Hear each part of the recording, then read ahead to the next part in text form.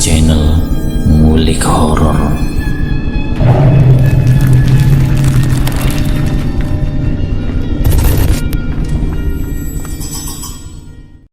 Assalamualaikum warahmatullahi wabarakatuh. Kembali lagi di channel Ngulik Horor. Channel ini menceritakan tentang kisah-kisah misteri. Kali ini saya akan membawakan kisah misteri yang diambil dari Payung Hitam. Kalian juga dapat mengunjungi thread beliau langsung ya. Nanti linknya saya akan sediakan di kolom deskripsinya. Oh ya, di dalam cerita ini nama dan tempatnya kita samarkan semua ya, untuk menjaga privasi pihak yang terlibat di dalamnya. Yuk, daripada kita lama-lama, langsung saja kita simak ceritanya. Bismillahirrahmanirrahim. Kali ini saya akan membawakan kisah misteri yang berjudul Pemuda Ini Hilang Selama 2 Tahun. Kisah ini bermula di sebuah kota kecil yang berada di dataran tinggi. Yang pasti kota ini berada di luar Pulau Jawa. Yang mengalami kisah ini sebut saja namanya Adit, yang terjadinya sudah cukup lama, yaitu di tahun 2004. Saat itu Adit ini tinggal di kota kecil itu. Dia juga baru menikah dan baru punya 1 anak. Adit ini dibesarkan di kota itu, tapi sebenarnya keluarganya itu pendatang di kota itu. Karena asli asal keluarga Adit ini dari sebuah desa yang jaraknya sekitar 4 jam dari kota itu. Dan Adit juga lahir di desa itu. Kehidupan keluarga Adit di kota itu terbilang cukup sulit secara ekonomi. Mulai dari bapaknya Adit, almarhum Pak Rudin, sejak menetap di kota itu tidak mempunyai pekerjaan tetap karena penyakit yang tidak pernah sembuh. Tapi saat itu di tahun 2004 Pak Rudin sudah lama meninggal. Adit juga saat itu yang sudah menjadi kepala keluarga untuk istri dan 1 anaknya. Juga tidak mempunyai pekerjaan yang tetap. Dia cuma pekerja panggilan. Semisal ada panggilan benerin genteng, parabola, bahkan gali sumur, Adit baru bekerja dan dapat penghasilan. Itu juga biasanya panggilan yang cuma dari tetangganya saja.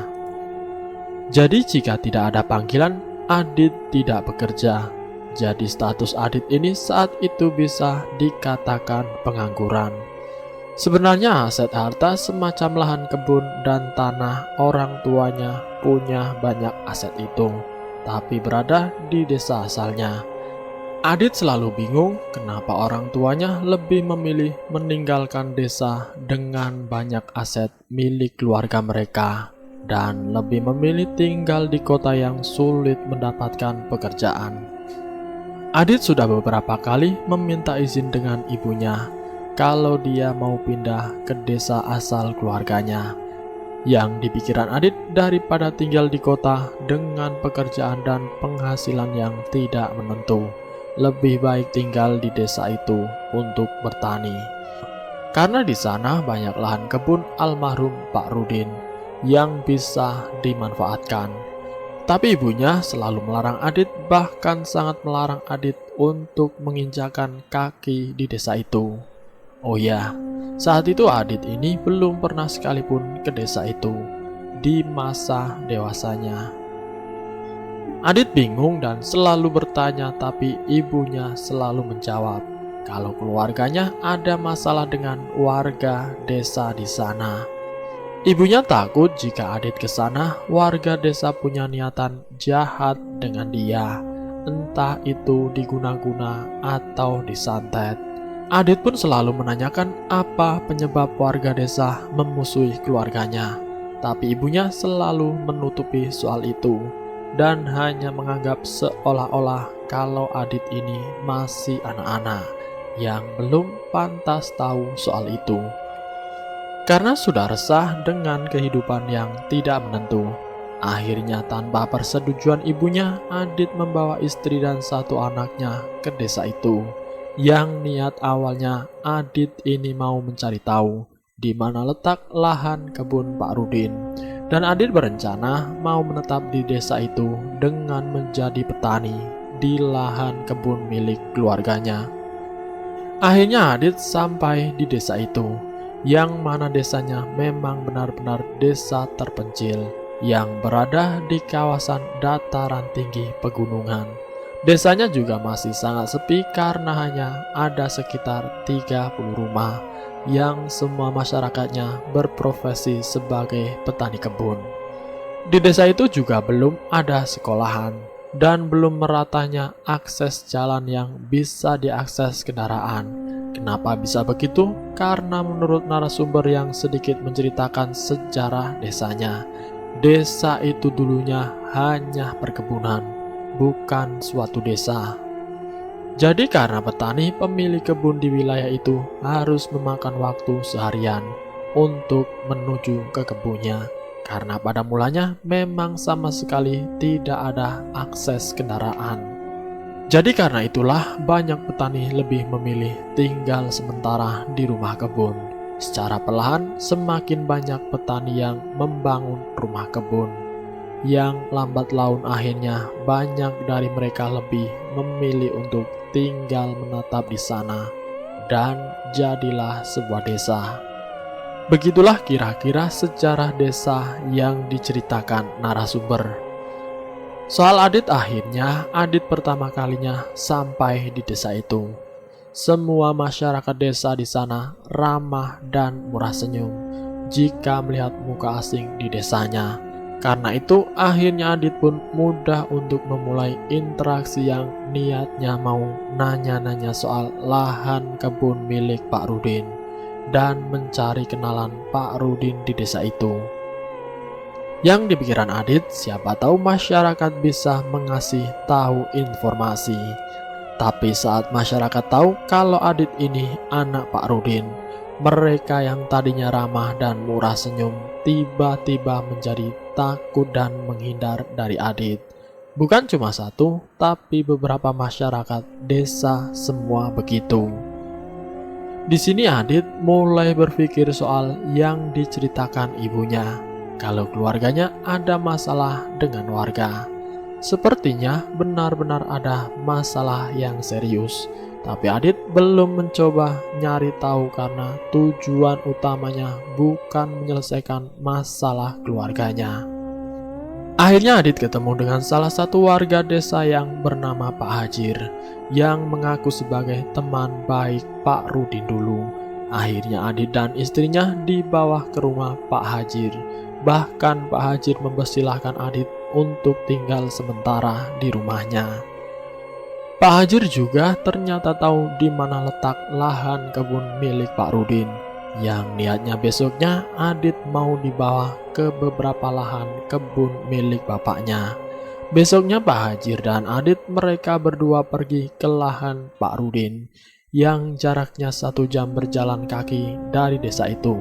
Karena akses ke lahan kebun milik Pak Rudin hanya bisa dengan jalan kaki.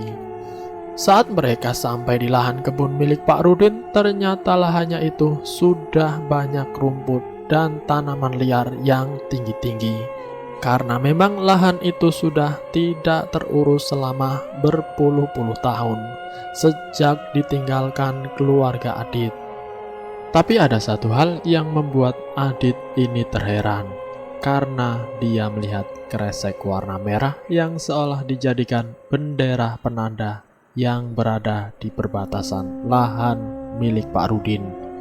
Ternyata kresek merah itu memang sengaja dibuat warga untuk sebagai penanda pembatas, karena masyarakat desa tidak mau menginjak kakinya di tanah milik Pak Rudin.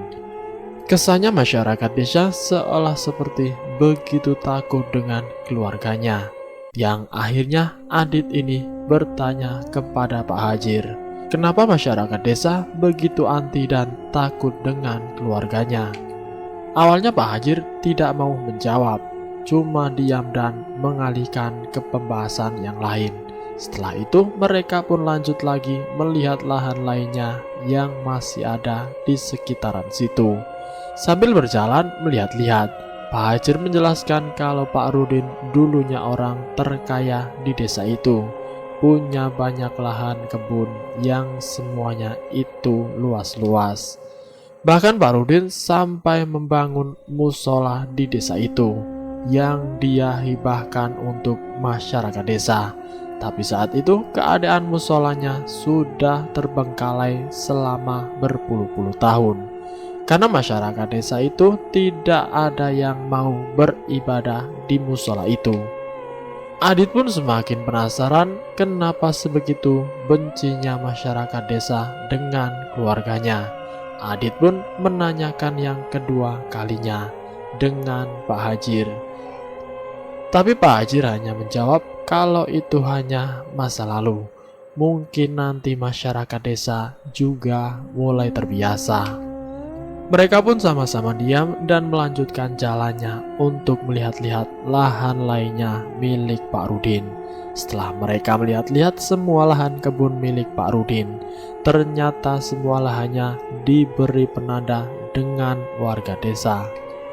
Adit pun semakin kepikiran soal itu, tapi Adit juga tidak begitu berusaha mencari tahu karena tujuan utama dia hanya untuk mencari tahu di mana lahan milik bapaknya dan mulai memanfaatkan lahan itu dengan bertani. Setelah itu mereka balik ke desa dan besoknya Adit sendiri pergi ke lahan kebunnya. Karena kata Pak Hajir untuk sampai ke lahan kebunnya cuma hanya mengikuti jalan setapak saja. Biasanya masyarakat desa juga jalan kaki lewat situ. Karena itu Adit juga percaya diri dan sama sekali tidak takut untuk jalan sendiri. Karena memang ada jalan setapak yang tinggal trekking aja selama kurang lebih sejam berjalan. Singkatnya akhirnya Adit pun jalan dan pergi sendiri untuk memulai membersihkan lahan kebunnya. Sebenarnya Adit juga sudah mencoba untuk mencari bantuan jasa warga desa itu yang mau membantu dia untuk membuka lahannya. Tapi karena Adit tidak bisa bayar langsung, jadinya kesulitan mendapatkan bantuan. Ditambah lagi dia juga sudah tercemar karena masa lalu keluarganya di desa itu, yang membuat kebanyakan warga takut dengan apapun yang berhubungan dengan keluarga Adit ini. Soal itu nanti di akhir aku jelaskan. Adit mulai berjalan ke lahan menuju kebunnya yang melewati perkebunan warga. Semakin masuk ke wilayah perkebunan, pohon-pohon atau vegetasinya semakin padat dan gelap.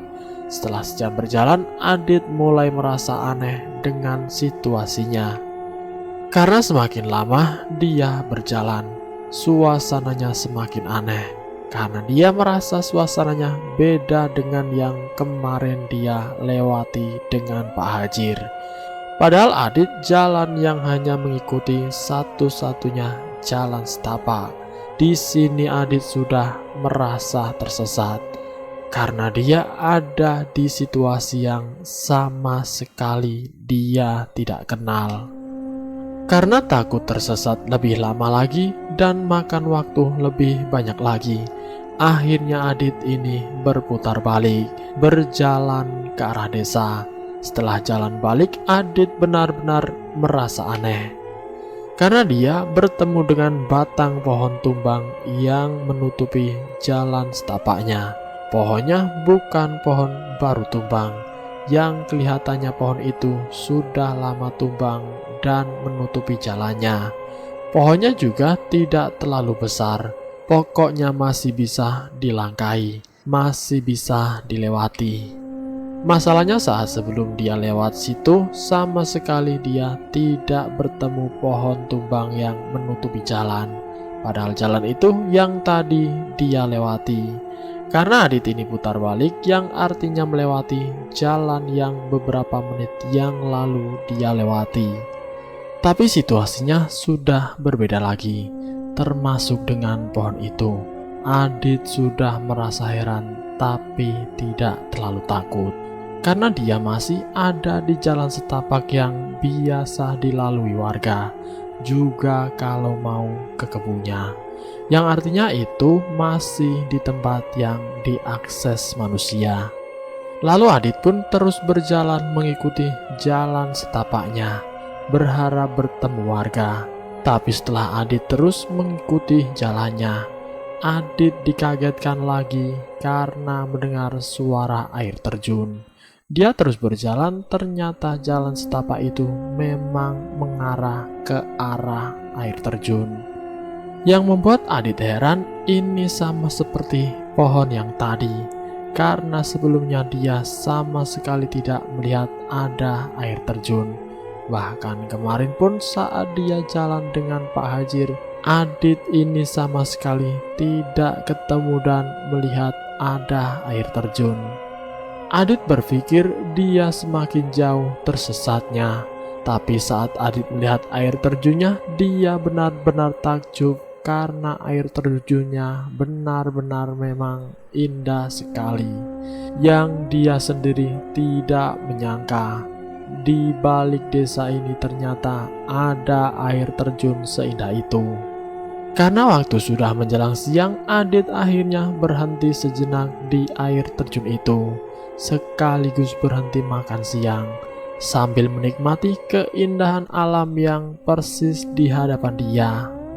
Selesai makan, Adit melihat-lihat sungainya yang memang begitu jernih, yang akhirnya Adit memutuskan untuk mandi di sungai itu. Yang akhirnya dia masuk ke sungainya yang hanya sedalam pinggangnya saja. Saat dia menyelam untuk membasahi kepalanya, di dalam air sama-sama Adit mendengar suara tangisan wanita. Adit pun kaget.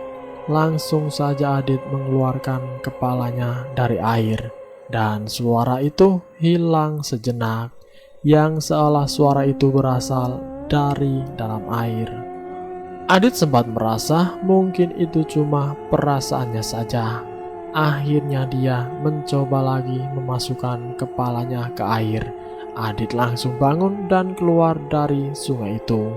Ternyata dia memang benar-benar mendengar suara teriakan wanita di dalam air. Dia juga merasa suara itu familiar sekali, tapi dia tidak tahu itu suara siapa. Akhirnya karena sudah takut, Adit pun langsung pakai baju dan pergi melanjutkan perjalanannya, yang mengikuti jalan setapak yang memang terputus di sungai itu. Tapi di sungai itu semacam ada jembatan, tapi bukan jembatan persisnya, karena cuma sebatang pohon besar yang seolah digunakan warga untuk menyeberang sungai. Karena di seberang sungai, jalan setapaknya masih berlanjut. Dia terus mengikuti jalannya. Lalu tidak lama kemudian Adit mulai tenang karena melihat ada asap. Dia pun mencoba mencari sumber asapnya, yang ternyata asapnya bersumber dari satu gubuk. Ternyata di sana ada seorang bapak-bapak petani yang sedang duduk di hadapan api. Adit mencoba mendatangi bapak-bapak petani itu, yang niatnya mau basa-basi dan menanyakan arah ke desanya. Tapi saat Adit menanyakan ke arah desanya, bapak petani itu malah menawari Adit makan siang. Jadi karena sebelumnya Adit sudah makan dan masih kenyang, dia menolak secara sopan ajakan bapak petani itu. Lalu bapak petani itu menjawab yang membuat Adit ini terheran, karena dia berbicara seperti ini. "Ayo makanlah, saya sudah siapkan makanan untuk Nak Adit," kata bapak-bapak itu. Adit heran yang seolah-olah bapak petani itu sudah menunggu dia, dan dia juga tahu nama Adit. Padahal sebelumnya Adit belum pernah mengasih tahu namanya. Di sini Adit masih berpikir mungkin saja bapak-bapak petani itu juga sama kaya dengan Pak Hajir, teman bapaknya dulu. Tapi menurut Adit itu tetap benar-benar aneh, sangat-sangat aneh. Mau menanya pun dia tidak berani. Lalu bapak petani itu mengajak Adit masuk ke gubuknya untuk makan. Adit pun betapa kagetnya melihat makanan yang sudah disiapkan 2 porsi. yang benar-benar sudah siap di piring. Makanannya juga sedikit aneh, dengan situasi rumah gubuk yang berada di tengah-tengah hutan dan perkebunan. Tapi makanan yang ada di dalam gubuk bapak-bapak petani itu benar-benar makanan mewah, hingga lengkap dengan buah-buahnya seperti anggur, apel, dan jeruk. Makanannya juga benar-benar enak, hingga Adit pun benar-benar lahap makannya saat sedang makan. Bapak petani itu tiba-tiba berbicara yang membuat Adit bingung, karena sama sekali tidak mengerti apa maksud perkataannya apa. Dia berbicara seperti ini. "Bapakmu tidak menepati janjinya. Sekarang semua yang dimiliki bapakmu bukan milik kalian lagi," ujar bapak-bapak itu. Adit benar-benar kebingungan maksudnya apa ini, hingga Adit memberanikan diri untuk bertanya maksudnya apa. Tapi bapak petani itu kembali mengulangi ucapannya. "Bapakmu tidak menepati janjinya." Berulang kali bapak petani itu mengulangi kalimat itu berkali-kali. Tapi Adit pun sama sekali tidak mengerti. Akhirnya Adit pun tidak berani bertanya lagi. Dia hanya mengangguk-angguk yang seolah mengerti maksud dari bapak-bapak petani itu. Singkatnya, setelah selesai makan, bapak-bapak petani itu mempersilahkan Adit pulang ke desanya, yang katanya ikutin saja jalan setapak itu, nanti akan tiba di desa. Lalu Adit pun pamit dan melanjutkan perjalanannya dengan mengikuti jalan setapak itu.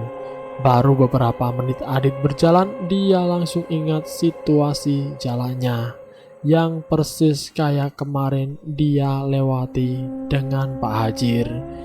Dia terus berjalan, tidak lama kemudian yang saat itu sudah sore, Adit pun sampai di desa. Sesampainya di desa, Adit berpapasan dengan salah satu warga. Tapi saat warga itu melihat Adit, dia ketakutan benar-benar, seperti melihat hantu. Akhirnya warga itu pun lari ketakutan. Tidak lama kemudian Adit ini didatangi dengan kerumunan warga yang semuanya histeris melihat Adit, yang akhirnya dia dibawa ke rumah Ustadz. Karena di desa itu biasanya kalau ada masalah yang berkaitan dengan hal-hal gaib, misal seperti kerasukan, Ustadz itu selalu dipercaya warga untuk membantu menyelesaikan masalahnya. Awalnya Adit juga merasa bingung. Tanpa basa-basi, dia langsung dibawa warga ke rumah Pak Ustadz. Di sana Adit didudukan yang menjadi tontonan warga yang berkerumunan melihat Adit ini. Ternyata kenapa bisa warga membawa Adit ke rumah Ustadz? Ternyata Adit ini sudah hilang selama 2 tahun. Yang saat itu istri dan anaknya pun sudah balik ke kotanya karena Adit tidak ditemukan. Jadi ceritanya saat Adit ini pergi sendiri ke lahan kebunnya, dia ini tidak kembali lagi, hingga dia dinyatakan hilang tersesat di hutan wilayah desa itu. Karena itu keluarga Pak Hajir dan dibantu beberapa warga termasuk Pak Ustadz juga sudah mencari Adit hingga menelusuri hutan. Tapi hingga berminggu-minggu Adit tidak ditemukan. Karena sudah lama berminggu-minggu Adit tidak ditemukan, istrinya seolah pasrah kalau Adit sudah tidak ada, hingga istrinya pun balik ke kotanya tanpa Adit. Setelah 2 tahun Adit ini menghilang, yang mana warga juga sudah mulai lupa dengan kejadian itu. Tiba-tiba Adit ini kembali dengan keadaan segar, yang sama sekali tidak terlihat kalau dia dalam keadaan kritis. Biasanya orang yang bertahan hidup di hutan atau tersesat di hutan pasti keadaannya sangat kritis. Tapi Adit benar-benar normal layaknya orang yang baru pulang dari kebun. Yang dirasakan Adit kalau dia tersesat hanya seharian. Tapi betapa kagetnya Adit saat itu, saat dia sedang ada di rumah Pak Ustadz. Itu sudah tahun 2006. Padahal saat dia ke lahan kebunnya itu tahun 2004. Mendengar penjelasan Adit, akhirnya Adit ini dibawa ke rumah Pak Hajir. Di sana Adit, Pak Hajir dan Pak Ustadz mau mencari tahu sebenarnya apa yang dialami Adit. Di situ juga Adit menceritakan secara rinci apa yang dia alami. Seperti dia sadar tersesat, ketemu air terjun hingga ketemu bapak-bapak tua yang ada di gubuknya. Mendengar soal air terjun, Pak Hajir dan Pak Ustadz langsung mengingat soal satu hal. Pak Rudin, bapaknya Adit. Karena di desa mereka sebenarnya tidak ada air terjun. Tapi di desa mereka ada air terjun yang persis seperti yang dilihat Adit. Tapi air terjun itu tidak kasat mata. Cuma orang tertentu yang bisa melihatnya. Karena Adit sudah melihat air terjun itu, Pak Hajir terpaksa menceritakan soal Pak Rudin. Yang sebenarnya Pak Hajir tidak mau menceritakan soal itu, karena itu memanglah aib. Dan Pak Hajir juga tahu kalau keluarganya Adit sudah berusaha menutupi soal itu selama berpuluh-puluh tahun. Tapi kali ini Pak Hajir terpaksa, yang akhirnya Pak Hajir pun menceritakan. Air terjun itu sangat kuat hubungannya dengan almarhum Pak Rudin.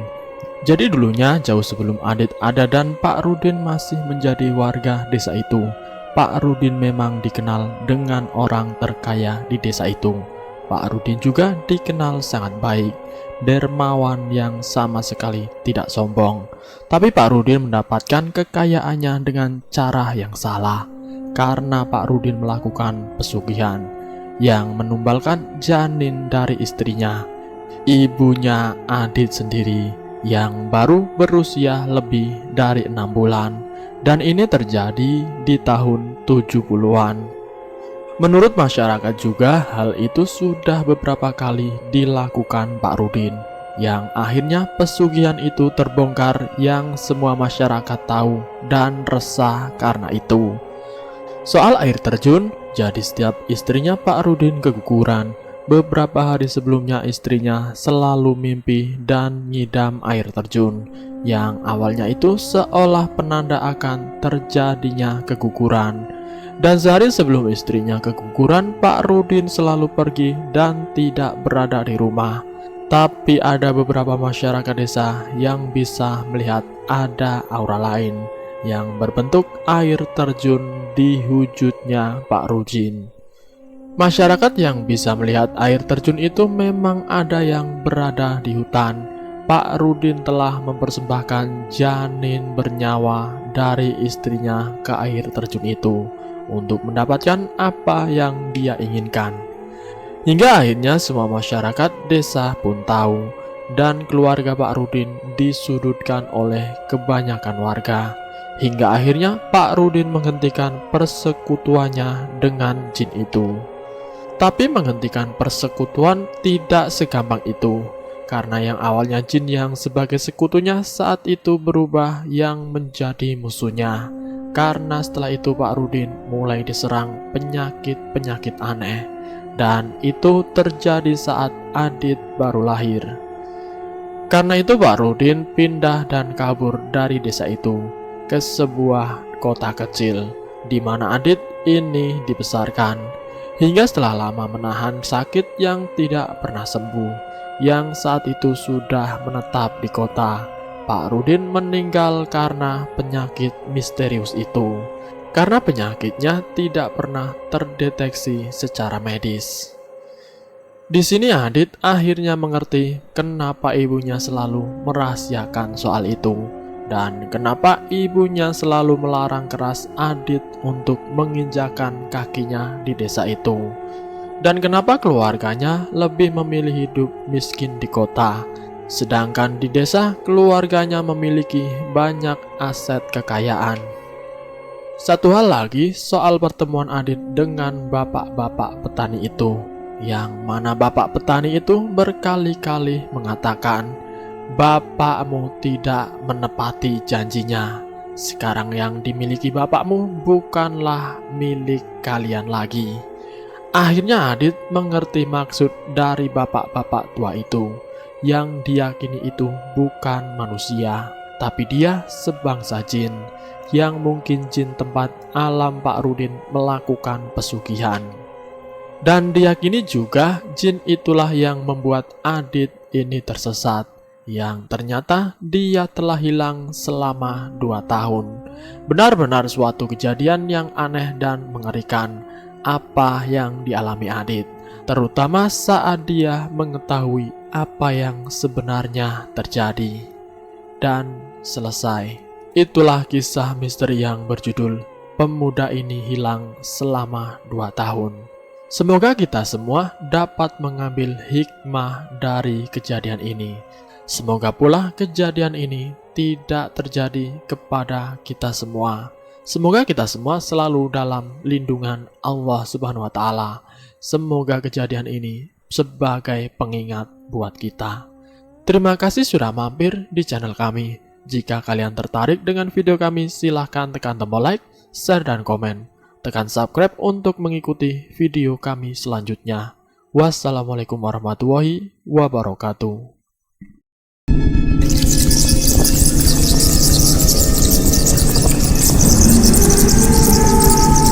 Selamat datang di channel Ngulik Horor.